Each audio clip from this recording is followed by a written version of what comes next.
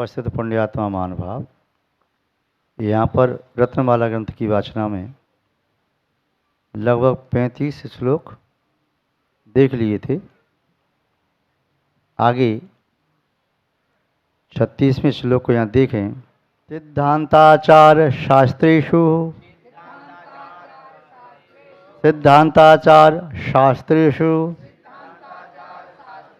वाच्यमानेषु भक्तितः धनव्ययो व्ययो नृणाम् धनव्ययो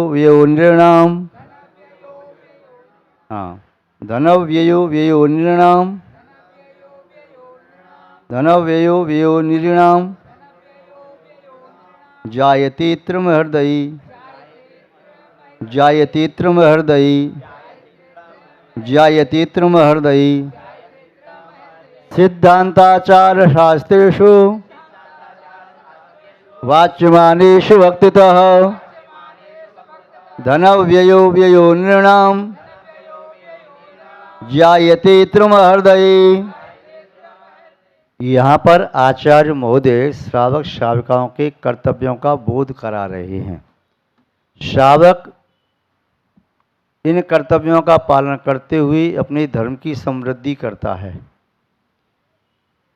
विगत दिवस देखा था, वह 5 अनुव्रत आदि का पालन करता है, 8 मूलों का पालन करता है, अभक्ष का त्याग करता है, पापों का त्याग करता है, और वह जिनालय आदि का निर्माण कराता है, इंद्र भगवान की मूर्ति की स्थापना करता है, इत्यादि पुण्य के कार्य बताए थे। शतक आदि बनाना, फिर बताया शौच संयम ज्ञान आदि के उपकरण पात्रों को दान देता है। फिर कल देखा था गौ भूमि स्वर्ण कक्षा आदि, वह गाय जमीन स्वर्ण वस्त्र आदि धर्म की प्रभावना वृद्धि के लिए दान देता है। जहाँ गाय की आवश्यकता गाय आदि, जहाँ पर भूमि की आवश्यकता मंदिर वसतक आदि बनाने के लिए उसकी दान देता है। स्वर्ण आदि की आवश्यकता स्वर्ण की मूर्ति बनाना है या स्वर्ण की पात्र बनाना है भगवान की पूजा अभिषेक आदि करने के लिए, वह दान देता है। कक्ष आदि मंदिर में पूजा पाठ विधान हो रहा है तो वह वस्त्र आदि किसके लिए? तो वस्त्र आदि, एक तो वस्त्र भगवान के मार्जन के लिए अंगोछी देना, एक वस्त्र जिनवाणी को व्यवस्थित रखने के लिए अक्षार पथापरे कहते वह देना, एक वस्त्र मंदिर में चंदोबा आदि बनाना, उसके रूप में वैसे वस्त्र देना। और फिर बाद में जब कोई बड़े विधान आदि होते हैं तो फिर वस्त्र आदि नूतन वस्त्र प्रदान करना। जिन नूतन वस्त्रों को पहन करके, जिन वस्त्रों में कभी भोजन पानी आदि अन्न क्रिया नहीं की हैं, शुद्ध वस्त्र हैं, उनको पहन करके अभिषेक पूजन आदि करें, बहुत विशुद्धि बढ़ती है। और नूतन वस्त्र से ही पूजन पाठ करते हैं, महाविधान आदि, तो बहुत आनंद आता है वस्त्र आभूषण पहन करके। आप तो नए वस्त्र कब बनवाते हैं? हाँ, देखो क्या बात कह रहे हैं। जब घर में कोई शादी हो, विवाह हो या कोई अन्य कोई कार्य होते हैं तो उसमें दिखाना चाहते हैं नए वस्त्र, या जन्मदिवस हो तो। किंतु यहाँ आचार्य महोदय कह रहे नूतन वस्त्र, जब कोई धर्म का कार्य होता है, कोई महार्चन आदि होती है तो नव वस्त्र नूतन वस्त्र धारण करके। ऐसा नहीं मंदिर में तो गंदी वस्त्र पड़ी हैं, साड़ी जो धोतियाँ हैं तो गंदी सी हैं, फटी पुरानी, उनको पहन रही। और यदि कहीं रिश्तेदारी में जाते हो तो नए कपड़े पहन के जा रहे। पूजन पाठ भी अच्छे वस्त्र पहन के करोगे, आभूषण धारण करके मुकुटमाला हार आदि पहन के करोगे, अच्छी सामग्री से करोगे और अच्छे बर्तनों में सामग्री रख के करोगे तो बहुत आनंद आएगा और पुण्य का साथ से पुण्य का बंध भी होगा। और यदि टूटे चावलों से, फूटे बर्तनों से, फटे कपड़ों से करोगे तो मन भी आपका टूटा फूटा रहेगा और पुण्य भी आएगा तो खंड खंड आएगा, खंड नहीं आएगा। उसमें ऐसा रहेगा थोड़ी देर के लिए पुण्य का उदय आएगा, फिर पाप का उदय, फिर पुण्य का उदय, फिर पाप का उदय, फिर पुण्य का उदय, पाप का उदय। जैसे अब जब फल भोगोगे तो ऐसा प्राप्त होगा। और अपरदेव आचार्य ने लिखा है कि जो व्यक्ति दूसरों की द्रव्य से पूजा करता है या जीर्ण शीर्ण पुराने फटे वस्त्र से पूजा करता है, या भग्न बर्तनों से पूजा करता है, या लोहे के बर्तनों से स्टील से पूजा करता है, या अन्य प्रकार पूजा में दोष लगाता है, तो ऐसा व्यक्ति पर्व में पूजा के फल से राजपुत्र के कुल में तो पैदा होता है किंतु राजपुत्र नहीं होता, अर्थात राजा के यहाँ दासी पुत्र होता है। यदि अपनी तरफ से करता तो राजपुत्र होता, अच्छे वस्त्र से करता तो वैभव संपन्न होता, अच्छे बर्तनों से करता तो निधियों का स्वामी होता, यदि सामग्री उत्कृष्ट होती तो उसके पास उत्कृष्ट भोगो सामग्री प्राप्त करता। इसलिए लिखा है आचार्यों ने, अपनी सामग्री से पूजन करो, जो आपके पास उत्तम वस्त्र उन्हें पहन के करो, आभूषण पहन करके करो, विधि पूर्वक करो, शुद्ध मनोभावना से करो, तो मन भी खुश होता है और पुण्य असंख्यात गुना प्राप्त होता है और पाप क्षीण होता है। अब यहाँ पर आगे बता रहे हैं पूजा पाठ के बाद कई शब्द दान देना है और फिर मंदिर बनवाना चाहिए, मूर्ति रखवाना चाहिए, ये बात भी कही। अब यहाँ कह रही हैं सिद्धांताचार शास्त्रेषु, सिद्धांत आचरण शास्त्रों में वाच्यमानेश वक्ततः धन व्ययो, गृहस्थ शावक क्या करे, अपने धन का व्यय यहाँ भी करे। सिद्धांत शास्त्र का प्रकाशन, सिद्धांत किसे कहते हैं? सिद्धांत शास्त्र कहलाते हैं सूत्र रूप ग्रंथ। जो प्रिंसिपल होता है, शांत जो सिद्धांत है, यूनिवर्सल ट्रुथ, जो कभी बदलते नहीं। काल चौथा हो चाहे पांचवा छठवां हो चाहे पहला कोई भी काल हो, जीव के गुणस्थान कितने होते हैं? 14। पहले कितने होते थे? 14। आगे कितने होंगे? 14। कर्म को नष्ट करके जीव मोक्ष प्राप्त करता है, पहले भी करता था, आज भी कर सकता है, कल भी करेगा। या और भी जो जीव 7 प्रकृतियों को दबा देता है, मिथ्या समझता और संभवती 3 प्रकृति दर्शन होने की और 4 कषाणता मंदी क्रोध मान माया लोभ, इनको दबाने से उपसम समुद्र को प्राप्त करता है, पहले भी करता था। और समुद्रपति उदय में आ जाए तो शोषण समुद्र प्राप्त करता था, पहले भी परिभाषा ही थी, आज भी यही है।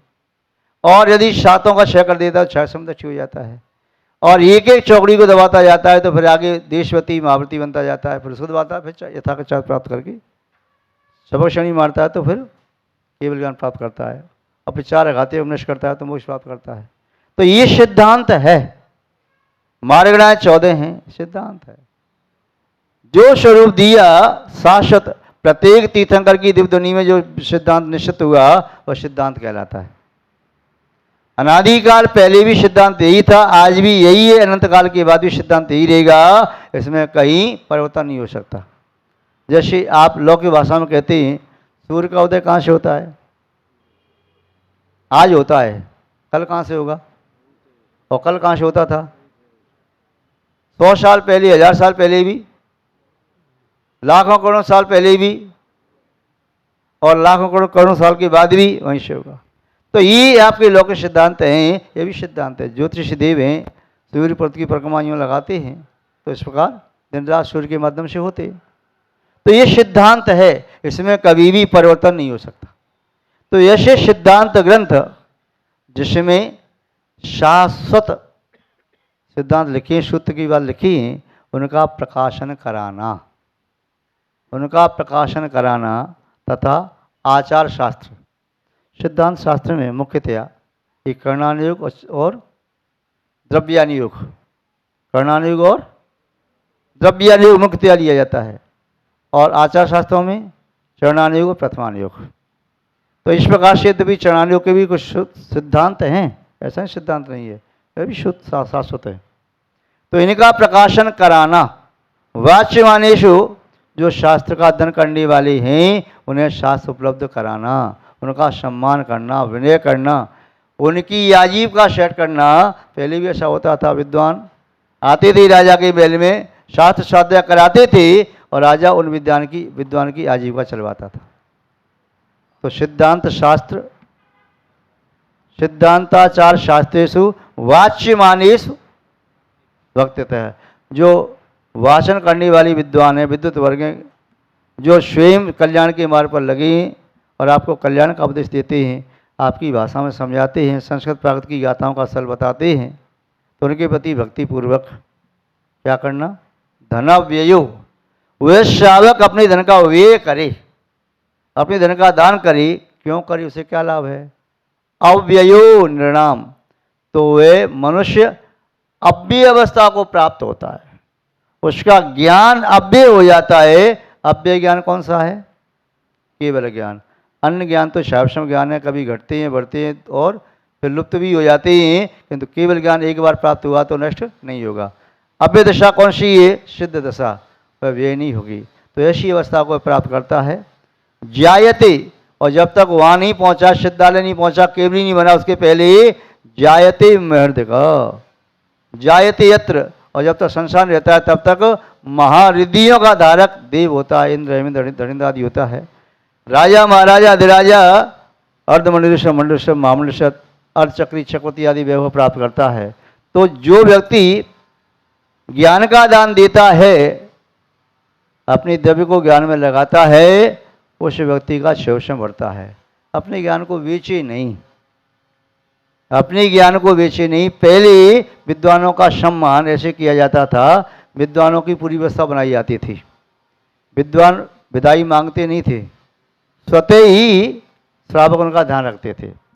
तो वे सहता में उन्होंने ज्ञानदान दिया, उन्होंने व्यवस्था बनाई, एक दूसरे का उपकार होता था, आदान प्रदान।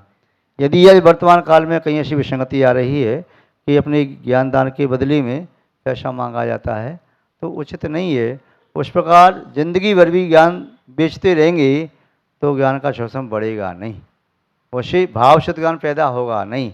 बस धन कमाया जा सकता है और मान सम्मान मिल सकता है, किंतु वह आपका केवल ज्ञान देने वाला बन जाए तो नहीं बनेगा। किंतु आप एक बार प्रैक्टिकल करके देखना कि आप अपने द्रव्य का शास्त्र छुपा करके ऐसे हाथों में पहुंचाओ जिनका सदुपयोग करना चाहते हैं। चाहे प्रथमान युग का शास्त्र साहित्य है, चाहे चरणान युग का साहित्य है, चाहे कर्णान युग का है या द्रव्यान युग का है, या बालकों की पाठशाला की पुस्तकें हैं, अथवा अन्य भी कोई उपयोगी साहित्य है, तो उनसे विधान पूजा की पुस्तकें हैं, ये छपवा करके ऐसे हाथों में दे रही हैं कि जहाँ सदुपयोग हो रहा है। ला करके अलमारी में लॉक कर दिया तो सदुपयोग नहीं है। कई जगह हमने देखा कि शास्त्रों का सेट पूरा आया, मंदिर में कहीं भेंट किया, उन्होंने अलमारी रख दिया, उसकी पैकिंग तक नहीं खोली, तो उसे तो पुण्य नहीं मिलेगा। तो ऐसे हाथों में दो तो जिसका श्राद्ध करें, सदुपयोग करें। हमारे महाराज जी प्रकंद महाराज जी श्राद्ध देते ना, या श्राद्ध करोगे हाँ तो शास्त्र ले लो, श्राद्ध करना नियम लो, श्राद्ध का शास्त्र ले लो। क्या मूल्य, मूल्य यही है कि श्राद्ध करो, बस अपने ज्ञान की वृद्धि करो। संस्था प्रकाशित कराती है और आपके हाथों तक पहुंचाती है। तो जो व्यक्ति इस कार्य में लगे रहते हैं उनका ज्ञान का शोषण बढ़ता है, 100% मान के बढ़ता है, अन्य पुण्य का संचय भी होता है। इस प्रकार शास्त्र की बात यहाँ पर आचार्य महोदय ने की है, शास्त्र की प्रेरणा यहाँ पर दी गई है। व्रतशीलानि यान्येव, व्रतशीलानि यान्येव दयादत्यादिभिर्नूनम्, दयादत्यादिभिर्नूनम्, दयादत्यादिभिर्नूनम् धर्म सनातनमुद्धरेत्, धर्म सनातनमुद्धरेत्, धर्म सनातनमुद्धरेत्, धर्म सनातनमुद्धरेत्, धर्म सनातनमुद्धरेत्। दीनानाथानपि प्राप्तान्, दीनानाथानपि प्राप्तान्, दीनानाथानपि प्राप्तान् विमुखान्नैव कल्पयेत्, विमुखान्नैव कल्पयेत्, विमुखान्नैव कल्पयेत्। दयादत्यादिभिर्नूनम् धर्म सनातनमुद्धरेत्, दीनानाथमपि प्राप्तान्, दीनानाथानपि प्राप्तान् विमुखान् नैव कल्पयेत्। अब यहाँ पर आचार्य महोदय बता रहे हैं वह श्रावक दया धर्म का पालन करे। अन्य भी श्रावक के आवश्यक कर्तव्य हैं, देव दर्शन पूजन आदि का कार्य करे, शील व्रतों का भी पालन करिए, आगे बताएंगे। तो दया का पालन करते समय कहा दया दत्ती भी होती है। कई आचार्यों ने समदत्ती, अन्वय दत्ती, दया दत्ती इत्यादि भी दी। दया दत्ती कहिए, करुणादान कहिए। यदि कोई व्यक्ति निर्धन है, उसे धन की आवश्यकता है, तो उसे धन देकर के सहायता करो। यदि कोई विद्यार्थी पढ़ना चाहता है, उसे आवश्यकता है, धन देकर उसकी पढ़ाई कराओ। यदि कोई अन्य ग्रस्त किसी अन्य व्यापार आदि के लिए धन उसे चाहता है, तो उसकी सहायता करो। या उसे घर बनाने के लिए किसी भी प्रकार से, तो उसे उधार देना या उसकी सहायता करना। आज आपके पास आपने सहायता की, कल वो किसी की सहायता करेगा, उसके पास होगा। तो ये करुणादान के बारे में भी कहा, दया दत्तिर्भिर नूनम, निश्चय से दया आदि दत्ती का भी श्रावक को पालन करना चाहिए, दया आदि दान भी देना चाहिए। धर्म सनातन उद्धरित, इस धर्म को सनातन अनादि काल से चली आई धर्म का अनंत काल तक प्रवाह करने के लिए, इस धर्म का उद्धार करने के लिए अपना साधर्मी कोई कमज़ोर है तो उसकी सहायता करना, सहयोग करना भी एक श्रावक का कर्तव्य है। वह केवल यही नहीं सोचे कि मैंने मंदिर बनवा दिया, मूर्ति रखवा दी, साधु की सेवा कर दी, शास्त्र का प्रकाशन करा दिया और पुण्य के कार्य किए, किंतु मैं अपने साधर्मी की सहायता नहीं करूँगा, तो वह भी धर्मात्मा नहीं। धर्मात्मा वह जो अपने साधर्मी का ध्यान रखे। दीन अनाथान अपि, यदि कोई दीन दरिद्री आ जाए याचक, तो उसको भी दान देवे।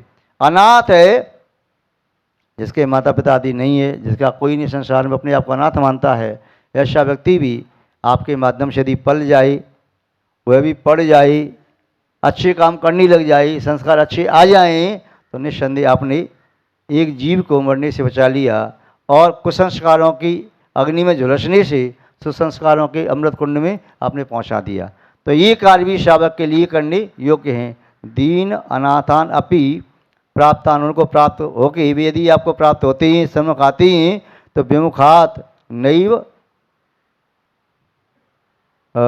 कल्पित, तो वह उनसे विमुख नहीं होवे, वह भी कर्तव्य मान करके पालन करे। यदि पशु पक्षी हैं तो उनको भी आपके पास सामर्थ्य है, तो पक्षियों को दाना, पशुओं को चारा आदि दे सकते हैं, दें। यदि आपने चिड़ियों को दाना डाल दिया, तो चिड़िया स्वयं से भूखी हैं, वे जीव राशि भक्षण नहीं करेंगी।